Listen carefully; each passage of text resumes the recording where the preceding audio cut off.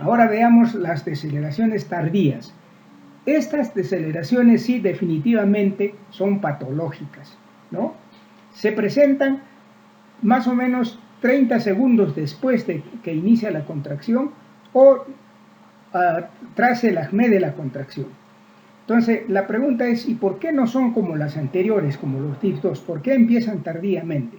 Porque acá hay un compromiso tanto en la sesión, en el intercambio y en la captación de oxígeno, generalmente a nivel de la placenta.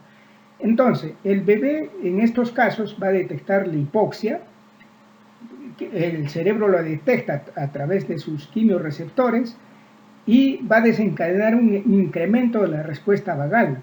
Este incremento de la respuesta vagal va a determinar un aumento de la presión arterial fetal que recién va a ser detectada por varoreceptores y recién estos varoreceptores van a tener como consecuencia una disminución de la frecuencia cardíaca fetal.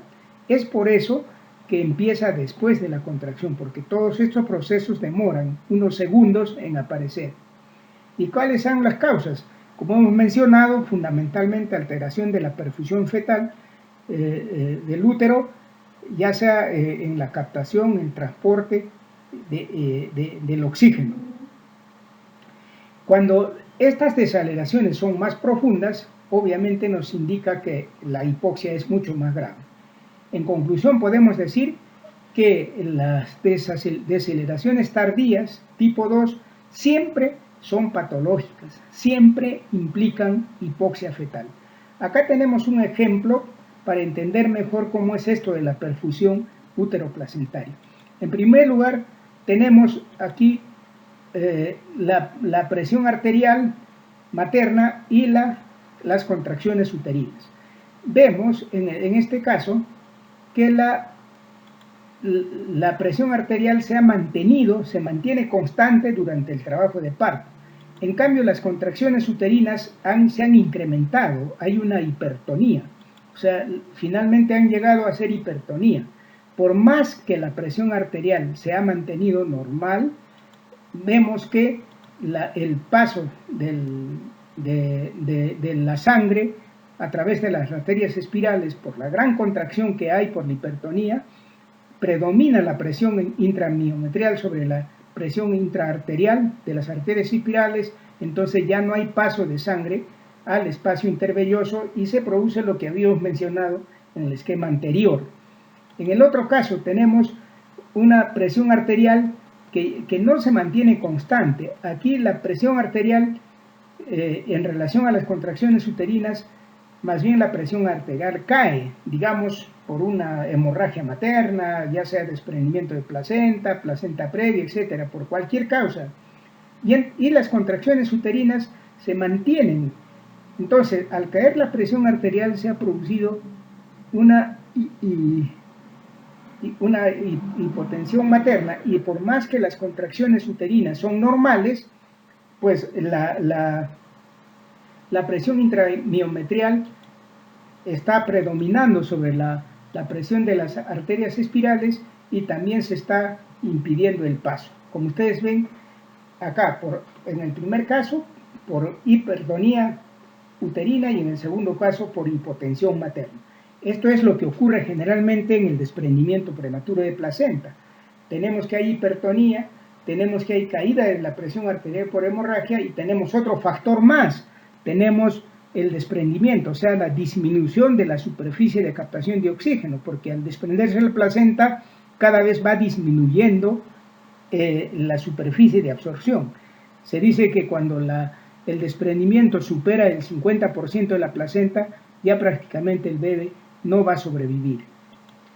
Bien, entonces, ahora veamos las desaceleraciones o deceleraciones variables o DIPS-3. Estas deceleraciones generalmente son debidas a compresión del cordón umbilical. Son variables, ¿por qué? Porque tienen tamaño, forma, profundidad, duración y momento de aparición que están relacionadas con las contracciones uterinas o con la actividad uterina.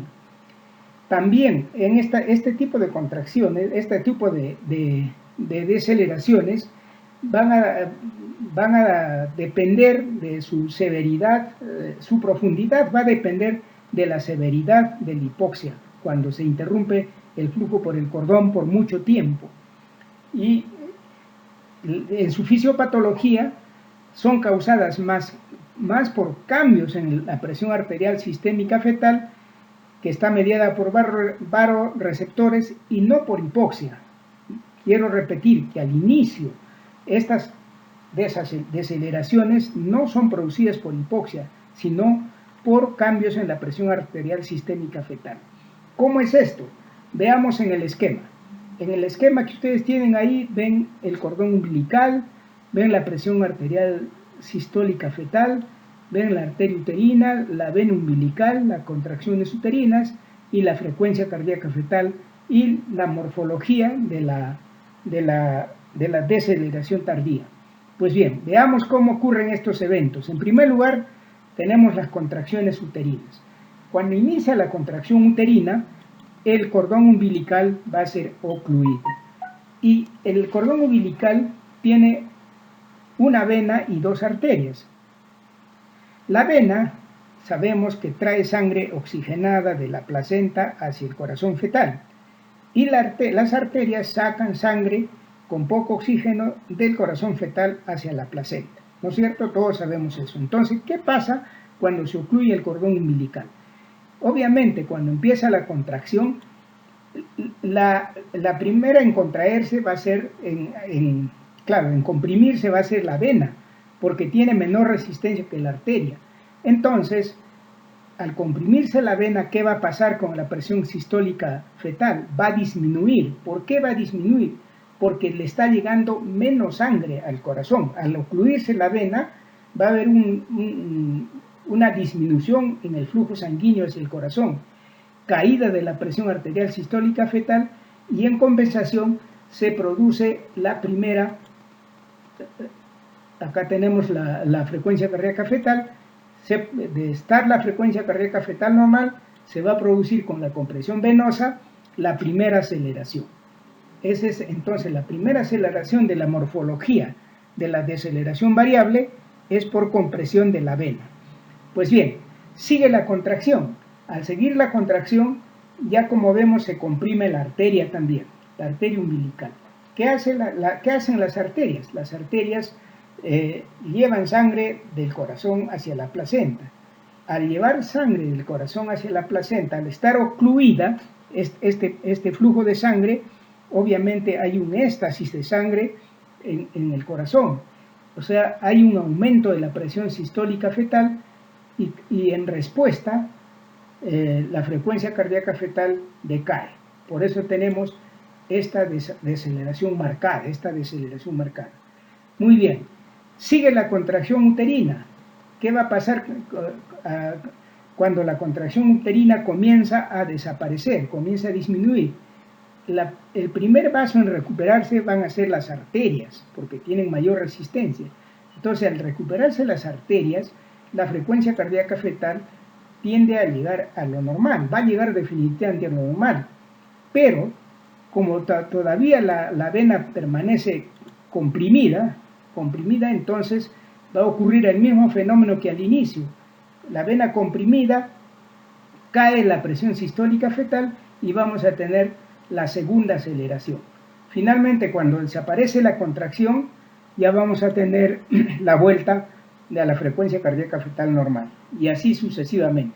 Entonces, de acuerdo a lo que hemos explicado, ustedes ven que las deceleraciones variables al inicio o en su fisiopatología no dependen de hipoxia, dependen de la presión arterial sistémica fetal. Obviamente, si estas son profundas y son persistentes, están indicándonos que el cordón umbilical está comprimiéndose frecuentemente y ya más bien serán indicación de hipoxia fetal. Bien, por eso es que se ha clasificado a estas deceleraciones en tres tipos: leve, moderada y severa. Severa es leve cuando la deceleración dura menos de 30 segundos y no es inferior a 80 latidos por minuto.